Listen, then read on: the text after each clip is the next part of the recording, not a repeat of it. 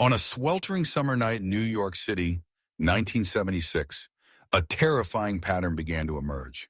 Young couples were being attacked in their cars, shot at close range with a .44 caliber revolver. At first, police thought the incidents were unrelated, but soon the city realized a serial killer was stalking the streets. As fear gripped the neighborhoods and headlines screamed warnings, a chilling question echoed through the city. Who was the mysterious figure behind these senseless killings, and why did he strike without mercy? The man responsible for this reign of terror would become infamous as Son of Sam. His real name was David Berkowitz. Born Richard David Falco in 1953 and later adopted by Nathan and Pearl Berkowitz, David's early life seemed unremarkable. But beneath the surface, he struggled with feelings of abandonment, loneliness, and alienation, a sense of being an outsider wherever he went.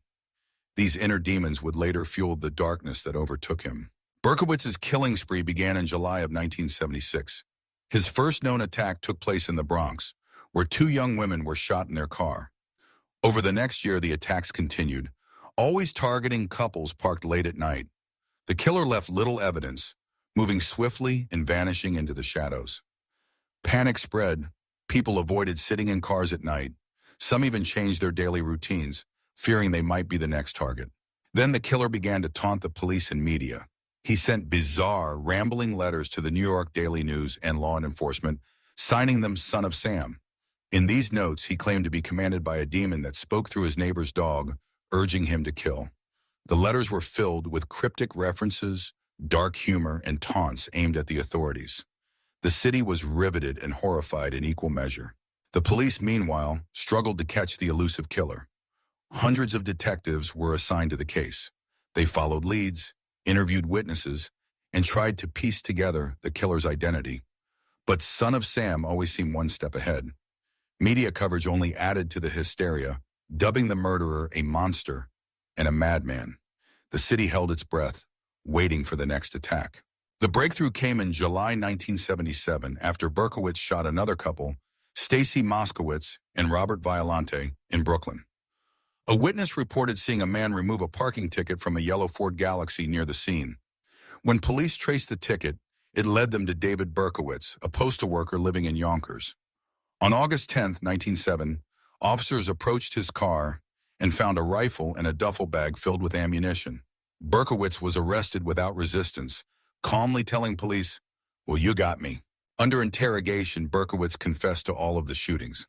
He claimed he was driven by voices, specifically the voice of a demon that possessed his neighbor's dog. While his explanations seemed delusional, Berkowitz was found fit to stand trial and pleaded guilty to the murders. He was sentenced to 6 consecutive life terms, ensuring he would spend the rest of his life behind bars. The case of David Berkowitz, the Son of Sam, left a lasting impact on New York City. It changed how police investigated serial crimes, led to new laws about criminals profiting from their stories, and left a scar on the city's collective memory. But perhaps most chilling of all is the reminder that the darkness lurking in the human mind can sometimes spill out onto the streets, and that behind even the most ordinary faces, unimaginable evil can hide. Decades later, Berkowitz remains in prison, expressing remorse and claiming to have found religion. But for those who lived through that year of fear, the name Son of Sam still conjures up memories of terror, confusion, and the desperate search for answers in the face of senseless violence.